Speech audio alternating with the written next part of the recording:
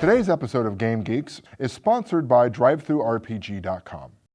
Hey folks, welcome back to Game Geeks. I'm your host, Kurt Wiegel. Today's episode is a DriveThruRPG.com sponsored product, The Savage Foes of Solomon Kane. As with all of our DriveThruRPG sponsored products, this ebook is available for a limited time after the initial airing of this episode at a 20% discount using the coupon code seen below. What is this product for? Well, as you can probably tell from the title, this is a supplement for the Savage World of Solomon Kane role-playing game as published by Pinnacle Entertainment. Ironically, and for those of you who either keep score or pay attention to these sorts of things, this was one of the first Savage Worlds products we reviewed many, many years ago. And in a lot of ways, this is the book that really turned me on to Savage Worlds. Go back and watch the review. You can really see the enthusiasm. I was just totally blown away by this product and showing me exactly what the Savage Worlds system could do. Solomon Kane is one of the products by Robert E. Howard, the same writer who produced the Conan books.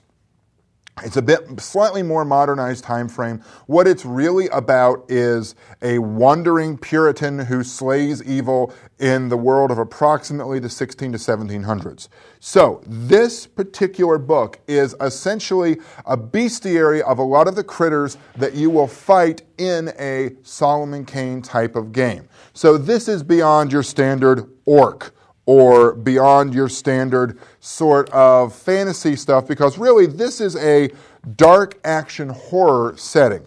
Some of the things that you're likely to fight, encounter, run into, what have you here, include cults, such as the Cult of the Iron Ring. You get imps, monsters, a magic book that is a problem for you, Scylla from the Greek mythology. So there's more than just, oh look, it's another critter to go and kill. It's more situations or groups of people or other sorts of situations for you to get into.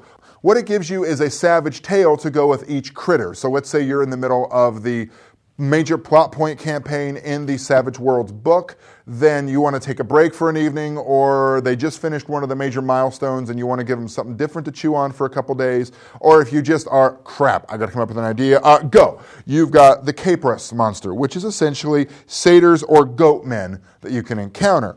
So it gives you a page or two on the Capris, sort of their background, how you can use them, and then it gives you a savage tale, which is a single night, or really you could span it into two if you wanted to, of a single night adventure called From the Mouths of Babes, which gives you sort of a way to use that monster in your game.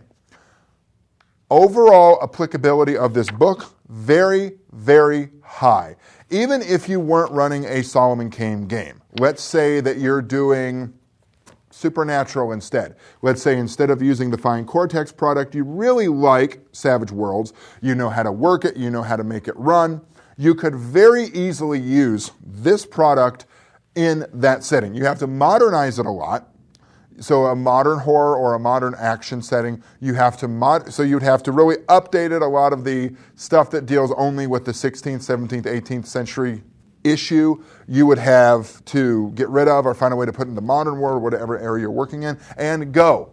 So you've got organizations, people, monsters, all there for you to take a look at. Again, this is a fine product. I really like this. It's a fun.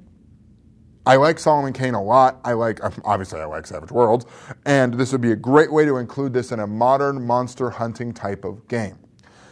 As this is a DriveThruRPG.com product, you can download this for a limited time after the initial airing of this episode for a discount using the coupon code seen below. Before we sign off for the day, we want to tell you that we have a Facebook group now for Game Geeks.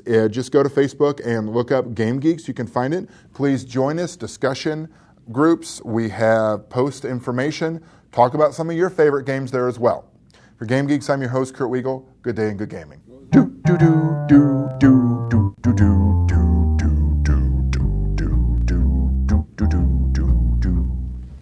We average 9 new titles a day.